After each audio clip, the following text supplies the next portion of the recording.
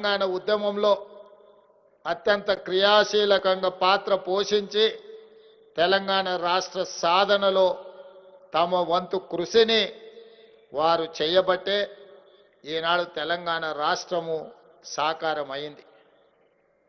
తెలంగాణ రాష్ట్రం ఏర్పడిన మొదటి ముఖ్యమంత్రి గారు ఉద్యమంలో పాల్గొని తెలంగాణ రాష్ట్ర సాధనలో బాధ్యత వహించిన వాళ్ళందరికీ ఒక గుర్తింపు, గౌరవము, వాళ్ళ యొక్క ప్రతిష్ట పెరగడానికి వారి ప్రయత్నం చేస్తారని మీరు, మేము, మనమందరం ఆశించినాం.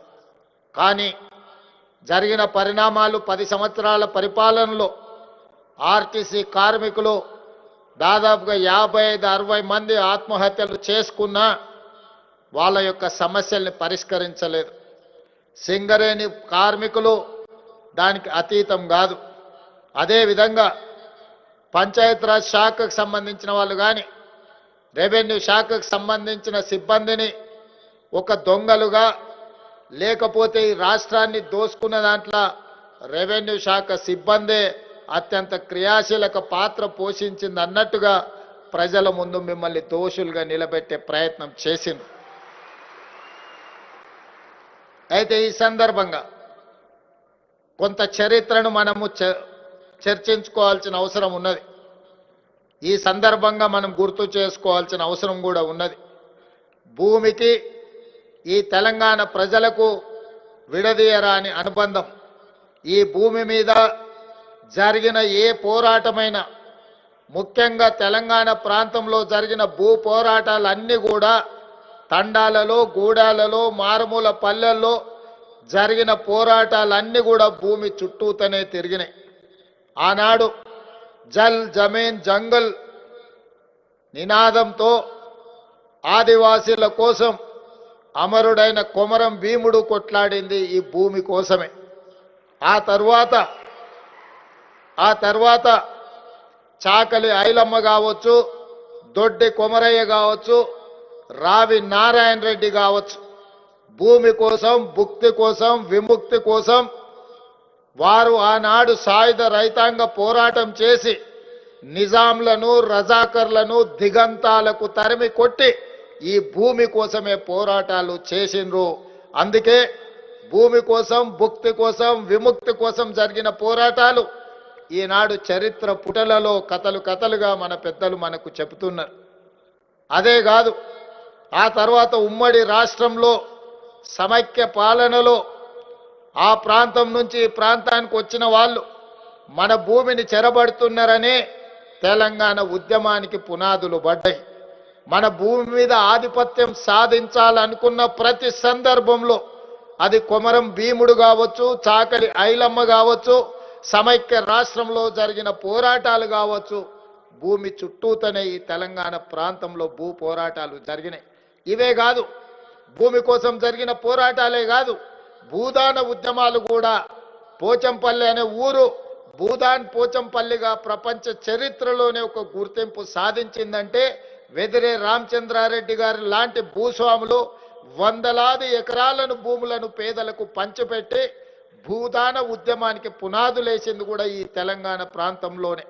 వీరే కాదు, ఆనాడు నక్సల్ బరి ఉద్యమంలో దున్నేవాడికే భూమి అని నక్సల్ నినదిస్తే పివి నరసింహారావు గారు మన తెలంగాణ బిడ్డ శ్రీమతి ఇందిరాగాంధీ గారిని ఒప్పించి మెప్పించి అగ్రికల్చర్ సీలింగ్ యాక్ట్ను తీసుకొచ్చి వేలాది ఎకరాల భూములున్న భూస్వాములను, జామీందారులను, జాగీర్దారుల నుంచి ఆ భూములను తీసుకొని దళితులకు, గిరిజనులకు, ఆదివాసీలకు, ఇతర వెనుకబడిన వర్గాలకు అసైన్మెంట్ పట్టాల పేరు మీద 25 లక్షల ఎకరాల భూ పంపకాలు ఈ తెలంగాణ భూగడ్డ మీదనే జరిగినాయి. ఇదే కాదు, పోడు భూముల పట్టాలు 10 లక్షల ఎకరాలు ఆదివాసీల కోసం కాంగ్రెస్ అధికారంలో ఉన్నప్పుడే పేదలకు పోడు భూముల పట్టాలను పంచివ్వడం జరిగింది.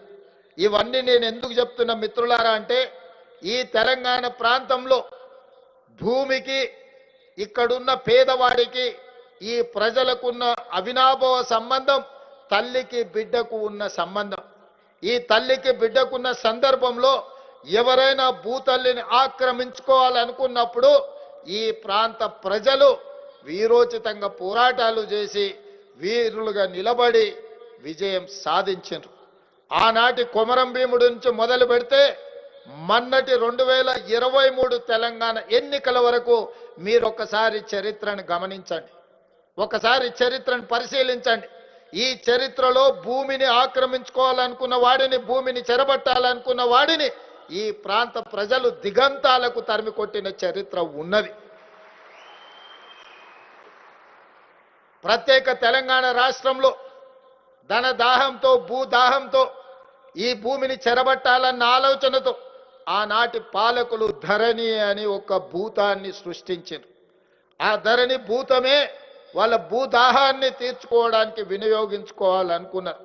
ధరణి ద్వారా వాళ్ళు కొల్లగొట్టే భూములు లెక్కలు తెలియవద్దు, ప్రజలకు అర్థం కావద్దు అని అంటే మిమ్మల్ని బలివ్వాలి అని మీ విఆర్ఓ విఆర్ఏ వ్యవస్థల్ని